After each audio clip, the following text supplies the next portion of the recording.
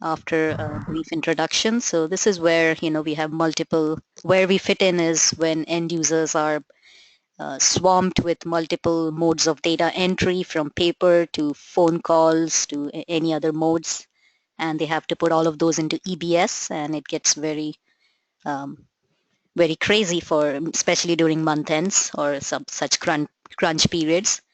And instead what we do is manage everything through Excel, because many users we've seen in the past tend to use Excel anyway for kind of, um, organizing their data, summarizing, and kind of working through it. So we just connect Excel to EBS so that it's much easier to handle these kind of volumes of data.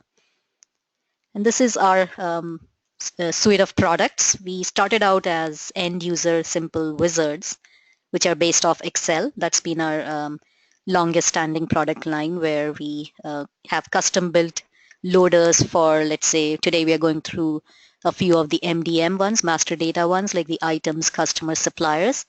But we have a whole range of end user wizards built for each entity, like sales orders, your material transactions, or any of the transactions, projects, finance, GL. A lot of those have been built, and each wizard is there for multiple entities. Okay, and then we have kind of diversified over the years. We started a development platform. So for areas where we don't have an out-of-the-box end-user wizard, we provide a development platform which kind of uses standard Oracle APIs. You can expose the APIs or any custom tables or programs and build your own loaders, or we can help build it for you, mini loaders for areas which are not very common, like install base or any such stock take and those kind of things. We didn't have an out-of-the-box loader, but we fill it with this development platform. And then we have forayed into these two recent, cutting-edge technologies, which is mobile apps for EBS. We have quite a few out there for supply chain now, including inventory, WIP, stock take, and PO receiving. Say, And what's he? Loud in here. I've been in this building. sorry, if there's no question, I'll keep going. And then we have the automation solutions, which is the generic line for document scanning. So basically, when you scan supplier invoices, they get transformed into actual AP invoices by just screen scraping or optical character recognition technology. So that's been out there for AP invoices, and we are trying to expand that product line into others like sales orders, AR, and other areas. Okay, so the benefit with these, it's a highly productive user interface. Needless to say, Excel has been a favorite amongst business users. It's very efficient. You have formulas, summations, all kinds of capabilities that Excel gives you, copy paste, top of them all. And it is end user is designed for, the end user wizards. These wizards are designed for your end users and to assist them with their day-to-day tasks. It is configured to your EBS setup, so it is able to read off if you have any DFF attributes or customizations, localizations. It's able to read that, and without any additional configuration. You don't have to sit and configure your DFF or look up values, value sets. It can extract all of that and show you your attributes and everything.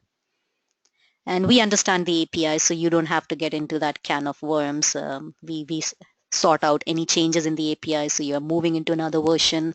There are changes in the loaders. We take care of all of that. You don't have to upgrade your conversion programs like typically, if you have EDI programs or any such, you have to take on the headache of upgrading them whenever there's a change. So you're out of all that. We take care of that.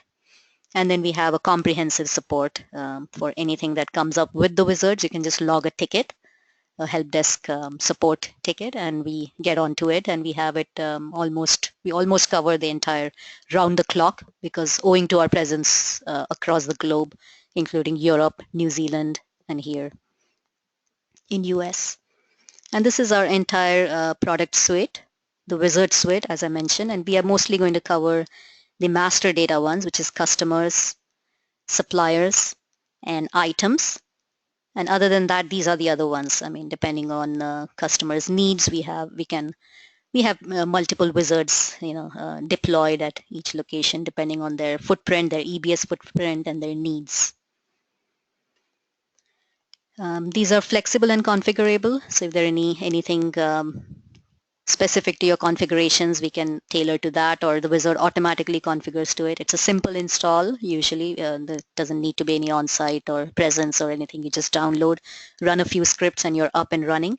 And the best part is there is a try before you buy. So you can even download the wizard, install it, even load data in a 2-week trial period.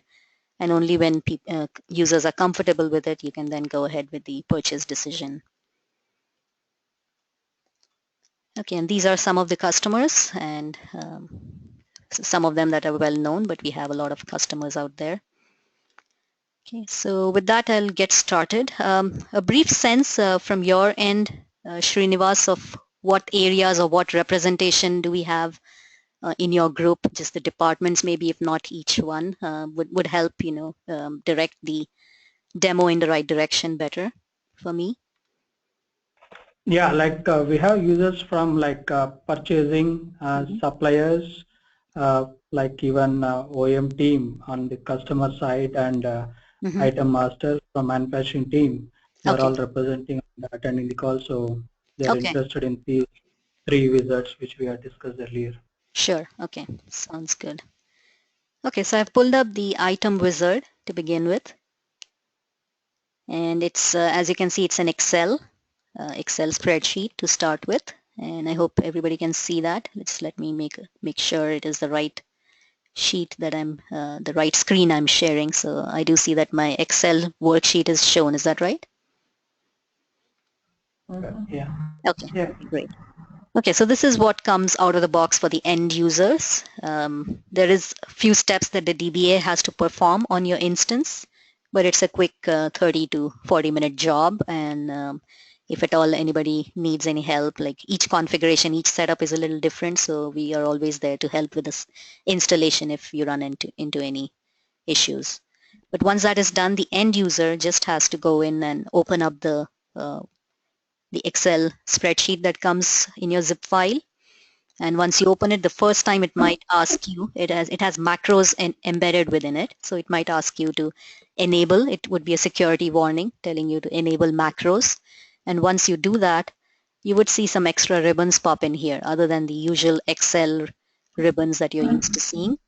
And this is where all of our functionality is locked in all these buttons and arrows. This is where all of your connection to EBS will be made and data is pushed and pulled and everything. So it's a two-way communication tool into EBS. You can push in data as well as you can download, extract, or make changes and make updates also into EBS. It's a complete extension of your user interface from EBS into Excel.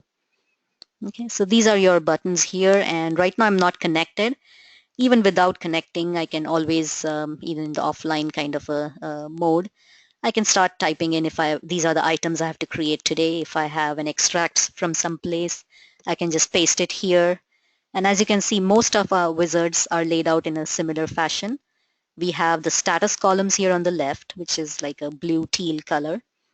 And then these are all for these are non-modifiable kind of columns which just display messages, status, and success, failure. So ignore those, and you have to start from the actual data columns.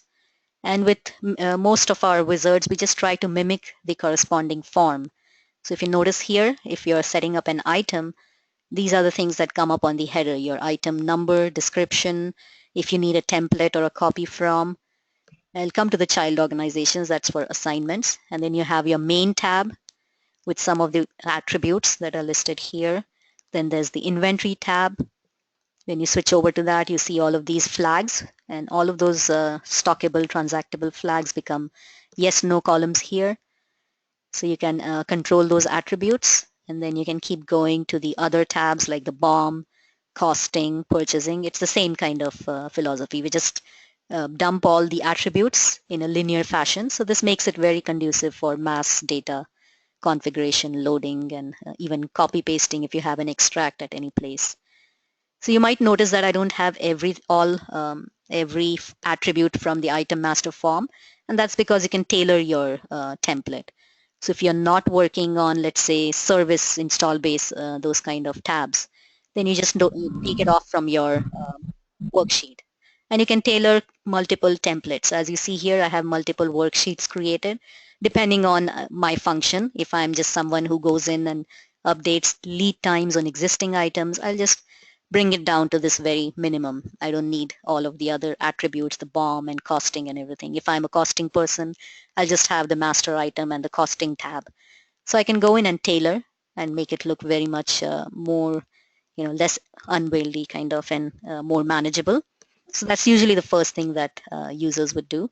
They just trim it down to their function so that they don't have to scroll across so large a data set. And once you do that, then you can type in your data, actual data that you want to set up in case of create. And I'll get to how you can download existing data to make updates. So if you are conversant with what are the list of values, you can just start typing them in. But many times, or if you have an extract, you can just copy paste it here in the same format. And the good part is that if you have an extract, you can make this look like your existing extract by moving around columns. So this column doesn't necessarily have to be in this sequence. The sequence doesn't really matter. You can always cut this off of here and paste it in this sequence here. If that is how your external data source is, you can just tweak this around to make it exactly like that so that you can simply copy and paste it from your extract file or anything if you have from a PLM system or anywhere else. So as long as you don't change the column label, the wizard would know what it matches up to on the form. It doesn't need to be in that same sequence. So that way you can build your data even in offline mode. Otherwise, if you need the aid of drop downs and list of values and the form seems more comfortable because you don't know what goes where, you can't remember the user item type, then you also have the facility of a form here. For that, you have to be connected. So I'll go ahead and make the connection by clicking on the About button. This is the connection window. And here you can configure multiple instances. When I click on the three dots, you'll see that what comes in my drop-down is actually my own configuration of multiple instances. These could be, some of them are actually 11i, some are R12. So it could be across versions. And you can put your alias name like dev, test, QA, whatever your alias name is on the left. And the actual URL goes on the right. And this URL is the same that you would use on the browser window. After signing on, there is an OAHTML URL that comes up. Just make sure you put in that one. And once the DBA has configured some of his steps on the instance, you should be able to log in by putting in your URL and click on login. And you'll notice that brings up the same logon screen that you would expect on the browser. Now here you can use your same Oracle credentials, and it authenticates that you are an authorized user. These are your responsibilities. So your user and responsibility security, operating unit security, everything is honored here. It's going through the same Oracle secure sign-on gateway. You have that. And then you log on. Feel free to interrupt, chime in, and in fact, at some point we'll talk about your scenarios also while I walk through the uploads. We can talk about what's your situation, what is your day-to-day business operating procedures, and where this can fit in. So I have a question for you. This is Nick Loke. Yes, sure. So you're showing us a data entry side of it, creating a new item. Mm-hmm. What happens if I want to take all the items from one instance and trying to move it to another instance? How would I obtain that information? Yeah, so you can download from one instance. So if you recall, I had shown my connection window. So I can configure my legacy, as one, when I was showing that you can have multiple URLs. You can connect to one, download from that instance, then go back here, log out, and make a connection to the other one from that drop-down, instance drop-down list. And then you can upload it into another instance. So that is also possible. Is that where you are in conversion? Okay. Yeah. Yeah. What about is there a limitation to how many rows you can download? No, nothing from the wizard or the API side. It's only Excel, and I think the new Excel is pretty much 1 million or something. This is where the limit is with the Excel. So it's that many rows that you can upload. Okay. Will that download automatically pull in any DFFs that we have set up in the Oracle master screen? Yes, if you have them, you'll just have to include them. So if you know that attribute, let's say 10 is being used, so just make sure that you include that in your layout. I've I think cut down most of the attributes in my layout here, but you can always tailor your template. And tailoring the template is pretty easy. You just go to the setup, and here's your customized fields. When you click on that, you get to see all of the fields from item master setup. What about catalog and All that are, category? yes, all that are here too. You can just include it. I don't have it here because I was just setting up items without going into catalogs and categories. But you can always include that if you're doing it all in one go. Here's the category section. Here's the catalog section and any other sections that you want. So you can tailor your template of what you would want to do in the first load, and then create a new worksheet with your selections of whatever you want to use. You can change this and then hit create. It will Okay. create your tailored layout. Okay. So what about so we're talking about migrating from one instance to another for items. What happens if you want to use it to enter new items? Mhm. Does it do validation for, Yes. it does. Will Yes. it error out and say, hey, you have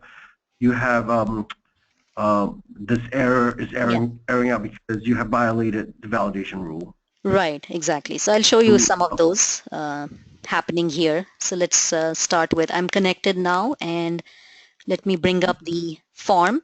So let's say I don't remember what the this one was meant to be, and I might just type it as finished goods, so this is where I'll show the validations.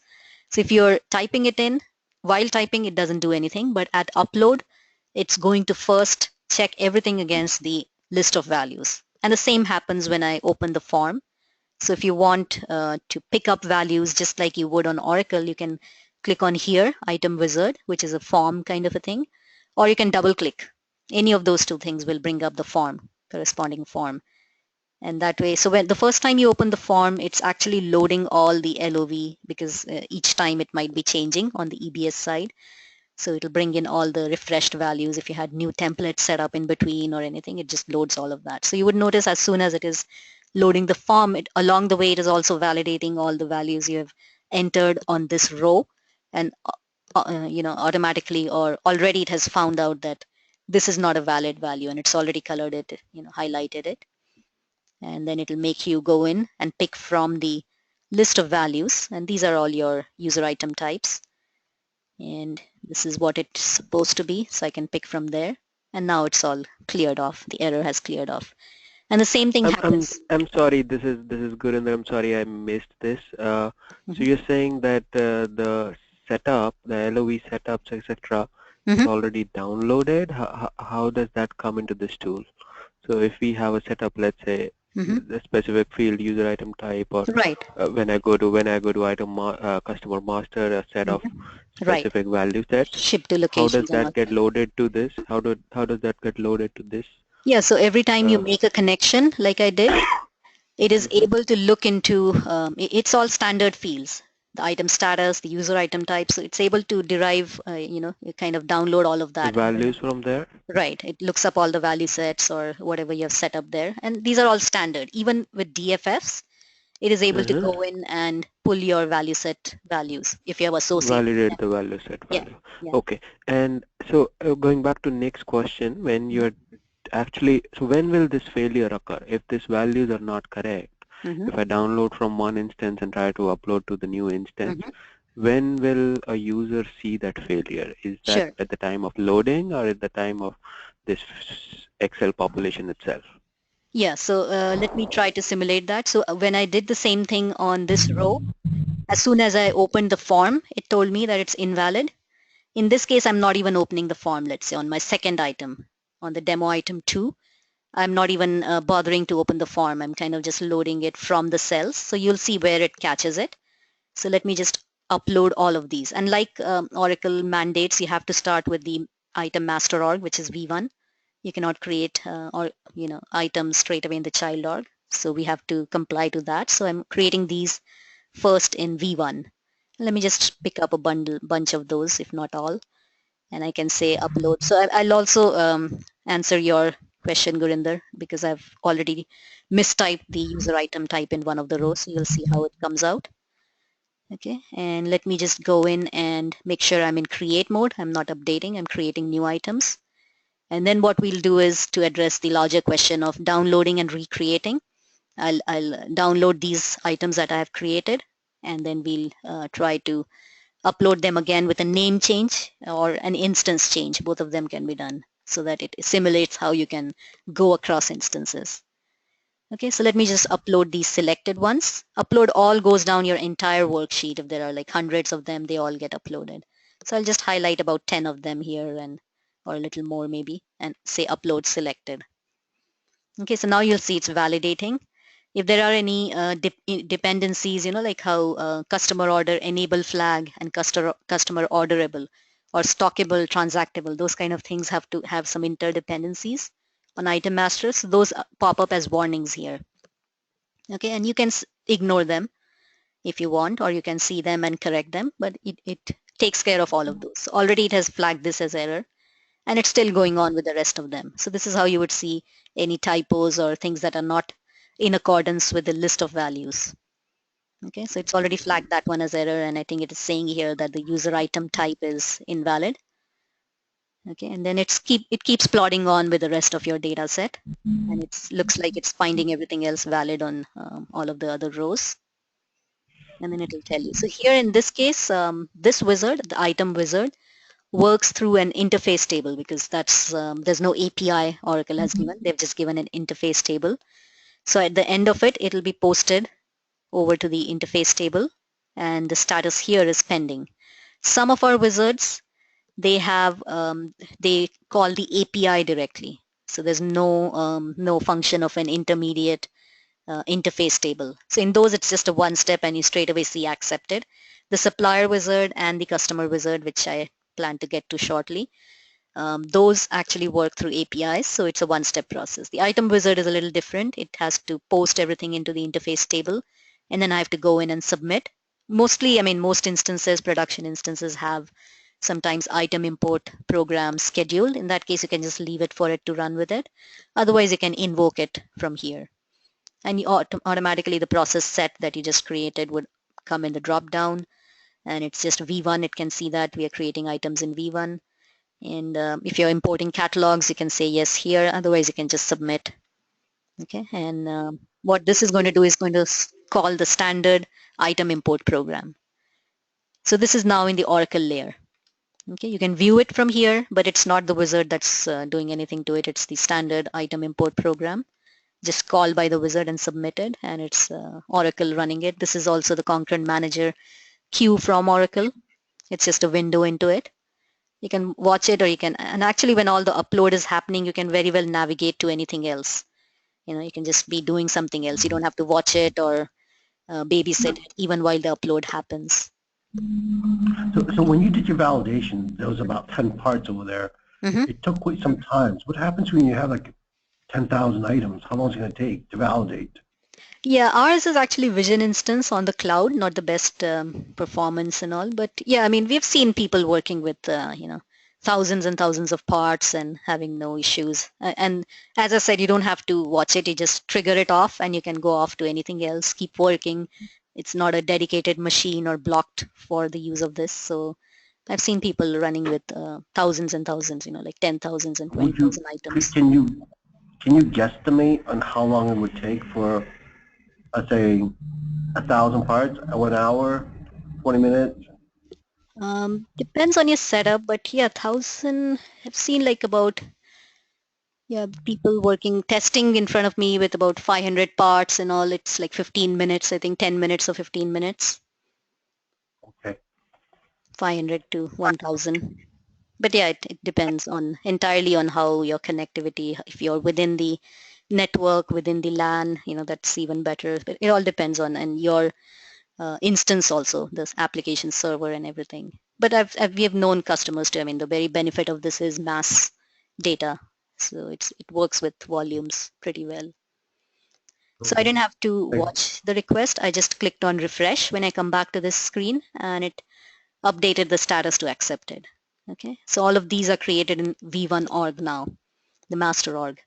And if you notice, whichever failed, I could have gone and corrected it and reposted, but I didn't go back to it. But that's how you would correct, and that's how errors are flagged with any of these.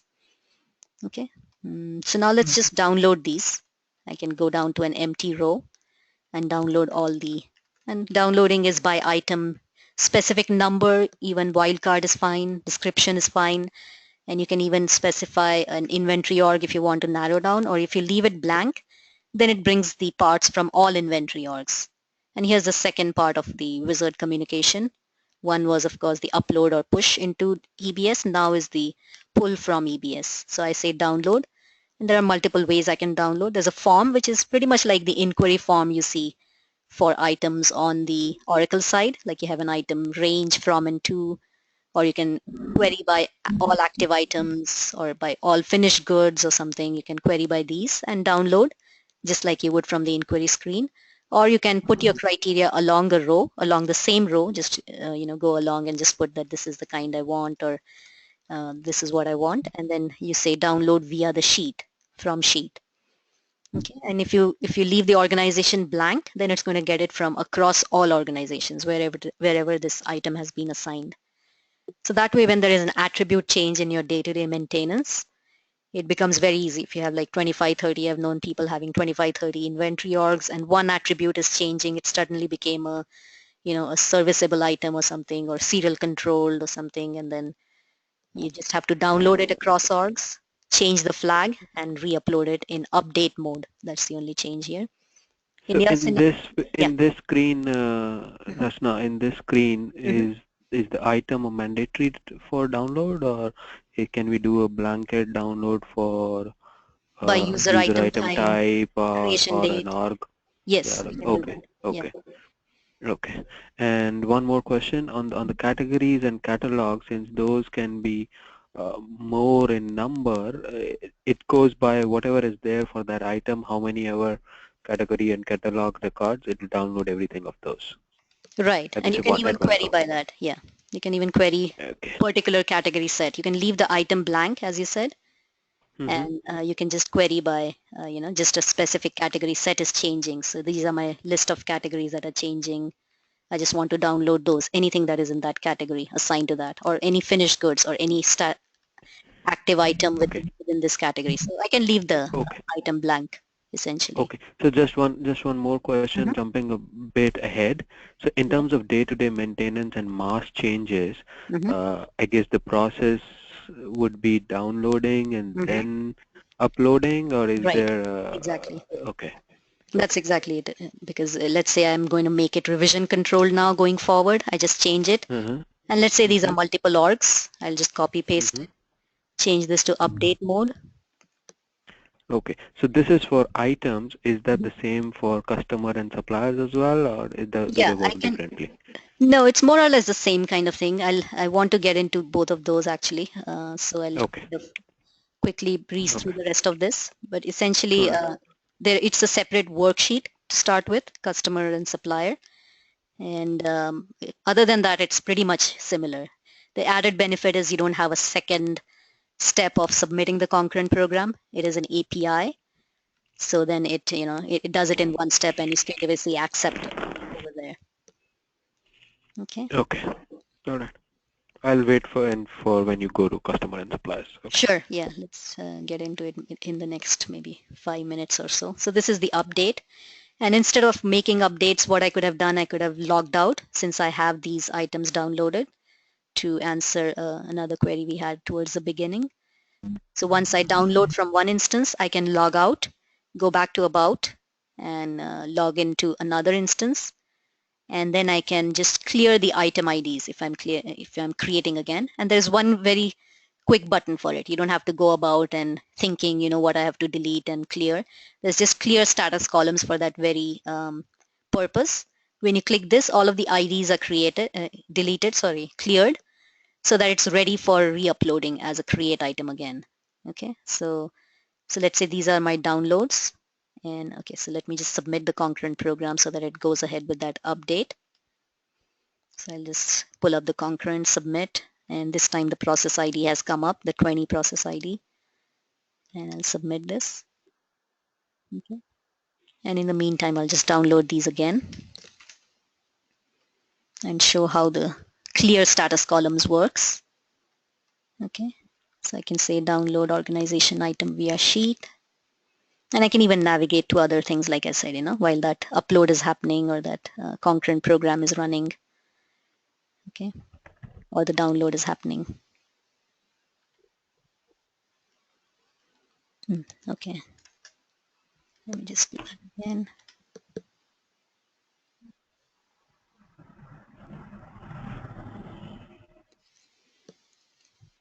And assigning to other child orgs, that's also very simple. All I need to do is, let's say this is my only on my V1 master org.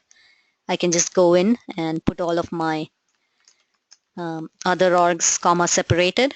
If my attributes are going to change across them, then I might need separate rows for each. So that's also very easy. I just say derive child orgs, and you'll see that this kind of gets a Cartesian product of each org having its own inventory org having its own row, so that now you can go in and tailor that in this inventory org the attributes are slightly different, and you can go in and change those and then upload or assign to other inventory orgs. Otherwise, just a one row is also fine. You just list all your orgs here, upload it, and it'll assign it to multiple orgs. Okay, now here's where I'll just clear the status columns, because this has an item ID. If I want to recreate it, I have to get rid of all the things which are tying it back to the existing one. So I'll say clear status columns. So it just takes them off. Now I can log out and log back into another instance and then go back to create mode, and it behaves just like a new create. Now here in the same instance, obviously it will complain that these items already exist. They won't be able to create it, but in a new instance, you'll be just able to hit clear status columns and re-upload. Okay. Does that more or less cover all the scenarios on the items that you had in mind? Updates, I can refresh and check how my update went through if there was any problem. So there could be problems in the second layer because Oracle has its own rules which we have not built them entirely in our wizard. Things like which get caught in, there are open transactions. You cannot make an item obsolete because there is an open sales order or pending shipment or whatever. Those kind of things we don't have within the wizard. So you'll get those only when I press refresh here and we get the result from the item import program. That's when you'll see such error messages if there are any in the Oracle layer. Hey, Rush, I know this is Ms. Ted. I just had a question about if we wanted to find out what APIs you were using to make specific calls. Is that exposed anywhere where we can see or check if somebody's going to do a large data load, if we have configured properly to allow enough handles, to avoid data locks or issues with... Yeah, that gets a little technical, but there is a little inside scoop to it. You can add a sheet and name it debug. And whenever you do anything, now here on, it's kind of a trace created here. So even if I do a download or whatever changes I make or anything the wizard does, it kind of tracks all the SQL queries here. So that's one way to see what it's really doing. So if we're running a new, using this for the first time or running a new upload or extract, we could maybe run that trace in a non-prod or something and find out what APIs were being hit so that we could ensure we're configured so that we don't run into issues. It's not needed. We have not recommended that to anyone. It's not really needed. I mean, only to the technically initiated. If you want to take a peek, this is what you can do, but it's you don't really need to check or anything because it's all standard APIs and standard programs. It's only if you want to trace through and make sure there's nothing funky happening, you just want to do a check, only then it is available. And this is mostly for our debugging when we have support issues. We usually ask people to turn it on if we want to see what is going on in your instance. So, but then, yeah, you can use it if you want to just peek and see what happens behind the scenes. Sure. Okay. That's fine. I know we have some other things that use APIs at a high volume, so just make sure there's no crossover. Okay. But, okay. Thank you. Okay. Sure. Yeah. So I'll jump into the supplier wizard. I think Kat was asking about this. I missed seeing that on the chat window. Sure, yeah. And there is a extensive user documentation. In any of our wizards, if you go to the setup and click on online documentation link, it takes you to whatever I went through. Actually, everything is listed there like a reference guide. So once you have it set up and you're playing with it, that's a good way to walk through and do every little thing and get a feel of what the features are. So let me go to the supplier wizard and close this out because it's a different user I'll have to log in with. And this is a supplier wizard, the same kind of thing. You have your connection window here, and here's where I can configure multiple with different alias names. And that is what comes on in your drop down. Right now I just have one, so there's just one in here. And I log in. Now this time I log in with the username that gives me access. Okay, it tried to retain my MFG login from before because there is a single sign-on kind of across wizards, but that doesn't give me access to purchasing. So it gave me that red thing on the window. On the responsibility window, it highlighted it in red. So it's saying that you don't have access to that responsibility. So I just cancel and I'm logging in as services this time. So this should give me access to the purchasing super user on Vision Services. So I go in with that responsibility. And same kind of thing, I can close it out. So these are other things which you'll see when you try to install it, or you'll need a license key if you're trying it out. You need to assign users. You can do that from here. Okay, so that's more like admin tasks. And this is how the supplier wizard is. Again, the same kind of setup or layout. You have the status columns on the left and then section after section of the actual supplier setup. Okay, the form itself is replicated here with each section just laid out in a linear fashion. So you have the site level thing, columns, and then the contact level fields, attachments if you need the supplier bank account, site bank account, and all of those. And again, you can trim it down, move it around, and tailor it and own your own layout. You can customize it to your own needs. All right, and then I'll just go in and since we are connected, I can just go in, and here there are a few differences. It's slightly more advanced than the item wizard. One is that it is API, so you don't have 2 steps of submitting a concurrent program. Secondly, here you can do create and update instead of having a mode up top here, like there was create and update as a drop down. Instead, you can just specify for each row whether you're updating or creating. So you can do all in one go. You might have a few updates or a few creates happening in one push of upload. Okay, and again, the same kind of forms are available here. So if I'm creating this supplier with an employee, I can just double click and look for the employee using the forms. Okay, so it's opening up the form. If I double click also, it's the same kind of thing as with items. You can pull it up by clicking here or by just double clicking anywhere on the data row. I think it went behind somewhere. Oh, there it is. Okay. Okay, so you can just do a percentage search also here. Let's say I have percentage. I can do a wildcard search and then I can pick them, whichever I want, and click on OK. So all of that is available here I can set it up all in the same go, in the first go, or I can just start with whatever is mandatory in creating a supplier and just get started, and then I can update the other.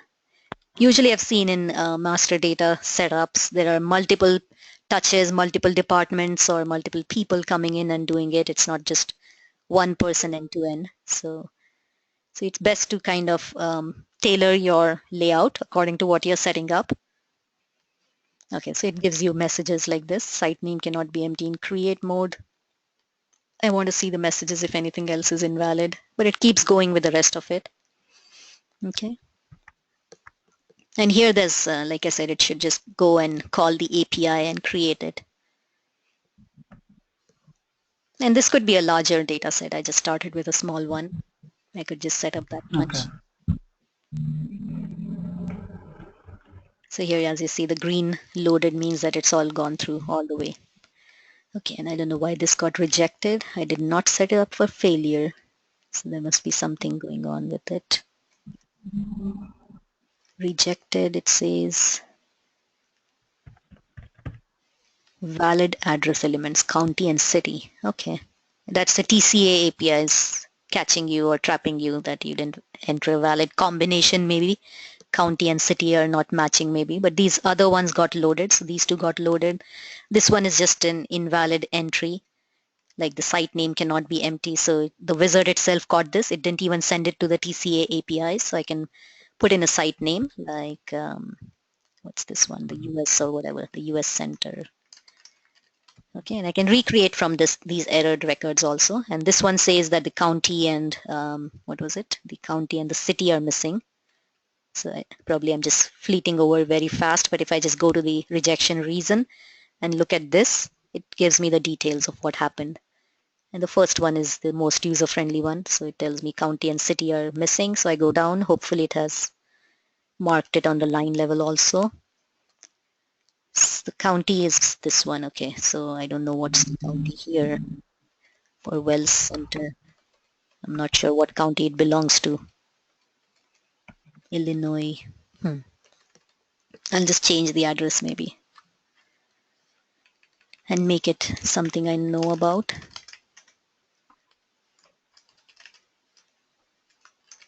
This is where our US office is.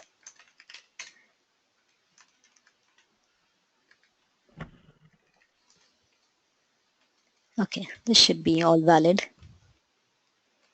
Because if I enter a random county again, TCA APIs will catch it and throw it back at me that it doesn't tie up altogether. Okay, so I can just highlight them again and reprocess since nothing was created here. And anything that is processed is kind of ignored. So you don't have to filter and sift through, what is it that I need to reprocess. You just highlight everything and reload, and it automatically skips over anything that is marked as processed and loaded and everything. Okay, so it'll just tell you and will not be further processed, which is fine. I don't need to see these kind of messages. So I'll just go through. Row number 15 is basically ignored, it tells me, and 2 were loaded successfully.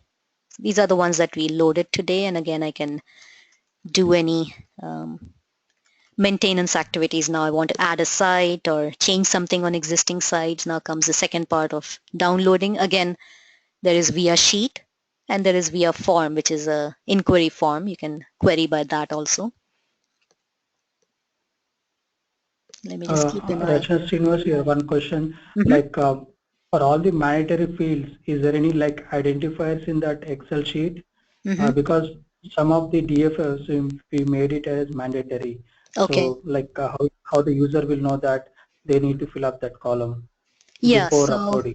Okay, yeah, so I'll get to that when I go to customize fields. You can tell the wizard which ones are mandatory. The standard ones the wizard already knows. Like it did for site name, it was mandatory, it could tell you. You don't need to teach it the rules of standard Oracle. Only if there is something custom to your business, you can configure those. So here's the inquiry form. You can, query by there's a lot of criteria here that you can query by when you type or anything, or you can just straight away do percentage search also here by supplier name. Oh, sorry. That's not something I should do. Misspelling it in front of the huge audience I have here. So I can just, select which ones I want and I can download this way, or I can download it the other way of just doing a percentage here, download via sheet. That also works. Okay, and coming to your question. Yeah. Milgard. What was wrong with that?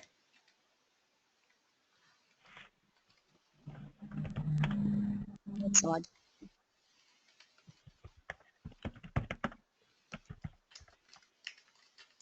Percentage and a download via sheet.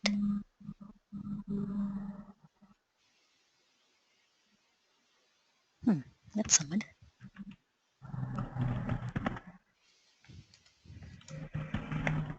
Okay, I think the wildcard is a little different on this wizard.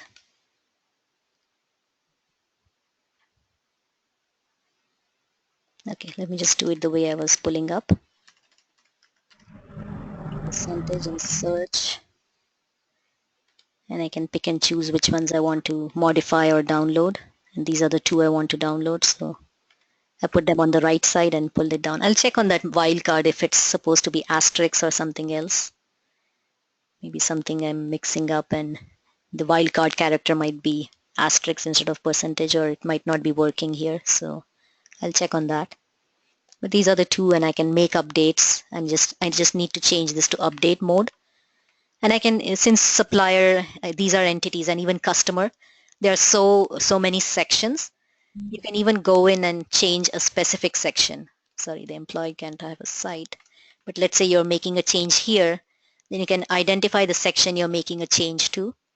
Just give an alternate site name, finance hub, or whatever you want to give it, and just put update on that relevant section, so that the wizard, it makes it that much efficient and easier. It doesn't have to plug through every section and try to make the updates on this row. It just goes and looks for wherever the update is marked and updates those. And you can even do an additional create within this. If this is the same supplier, you're trying to create a new site under it. So just make sure you're on against the same header. Okay, so this is your update, and you under this supplier, so you're going and adding another site. You can just do a create and add your new address here. Okay, so quickly coming to the customize fields. So it's under setups. You can customize fields and tailor your layout here.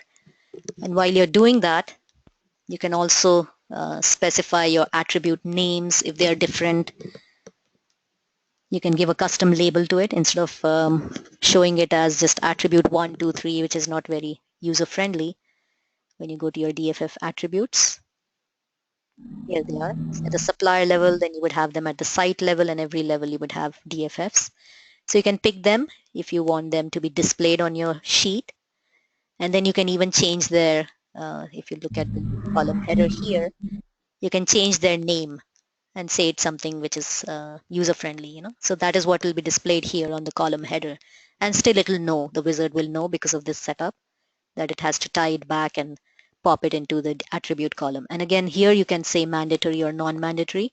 And these are only your custom rules.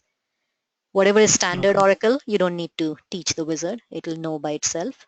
So for things like these, the grayed out ones are what Oracle mandates anyway. Okay. So you just have to add your rules on top of it if you have, attribute this one is a supplier, whatever, prime, I don't know what you would have, anything, Yeah. Here, and then you can say that these are mandatory. Hey, before you go ahead, hey Srini, do we just have this 1 hour allocated to this, or how do we want to go forward? Because I want to see the customer fields which are available as well. I don't think we'll be able to cover that today. So. Yeah, I mean, the functionality is the same. I can show you the layout. There's nothing different compared to the supplier. So here's my...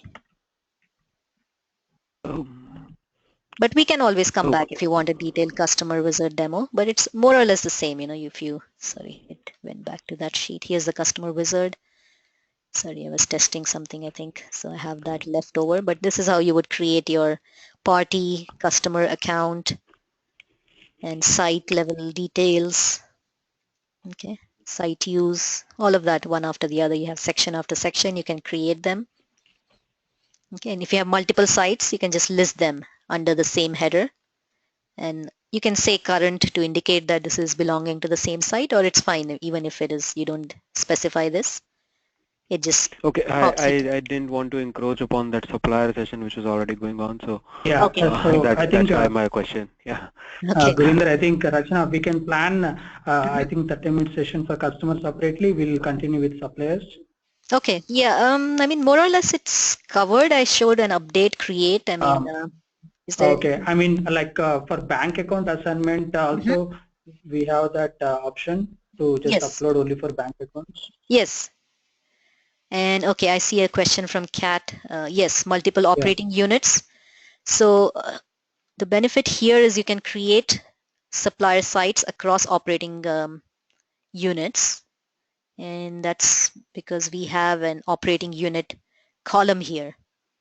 Not many of our wizards have this multi-org kind of a thing. You would typically have to go in and change operating unit here, but the benefit with the supplier wizard is You can just put it here. Yeah, so you would, if you have a multi-org, mine is not a multi-org responsibility. It's giving me access to only Vision services. But if you have one, you can just put in this Vision operations, Vision whatever, and create sites across operating units if you have a multi-org kind of an access.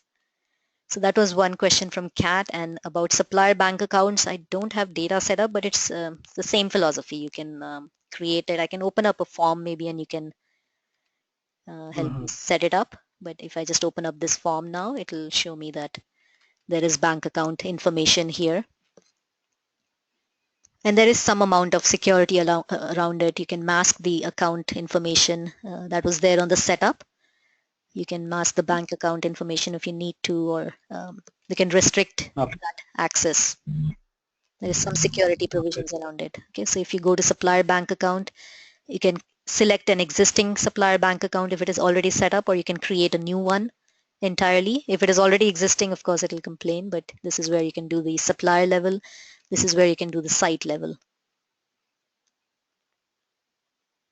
Does that answer? Okay. So existing banks, we need to manually end it, and we need to upload a new banks here. That is a only update we can create from here, right? Update and create. Existing ones, if you want to end it. Sorry. Yeah, end date or delete function is available. End date is just like an update. I don't believe you can delete a bank account. Probably you can just end date it. I can check on that. I think that's just end dating. Yeah, you can just put an end date and upload it in update mode. I think that's all you can do. I don't think you can delete it. I can check on that. I'm not very conversant with the bank setups, but yeah, you can have a play, and the user guide will list out. You can mask bank account numbers here. Andrea, Tiffany, do you have any more questions on this supplier one? No, the concern would be the multiple org, which Kat asked, and the bank accounts. So those are the two biggest, and I think we covered getting the DFFs in there. Yeah. So that was my question. This is Tiffany. I guess I missed how to get the DFFs. Yeah, you just include them in your layout. I don't believe I have any here, but you can always pull up the customize fields from here, the supplier setup. You can go to customize fields, and there you have all of the laundry lists of fields and columns available. So you can just check those, select those, and create a new worksheet with that. Okay, so here are all the attribute columns. So it is able to pull the associated the list of values and value set and everything. You just have to tick them, say that these are my user-friendly names for it, custom name, whatever, for that attribute, and say whether or not it's mandatory, and I can create a new one. Accept and creates a new worksheet with my column selections. Okay, and yeah, we can come back to Customer Wizard another day, but if you even download and try and have a play on it, you'll be able to figure out, because it's pretty intuitive once you've seen one wizard.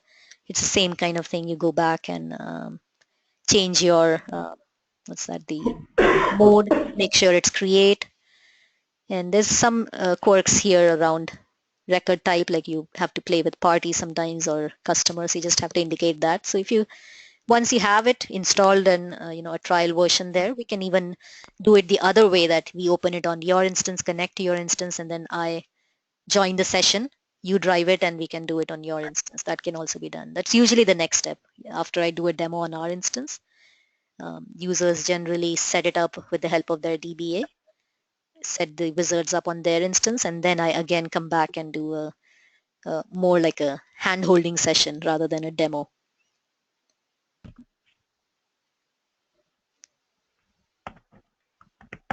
Okay, so we've hit up on our mark, and I'll circle back with Brooke. Let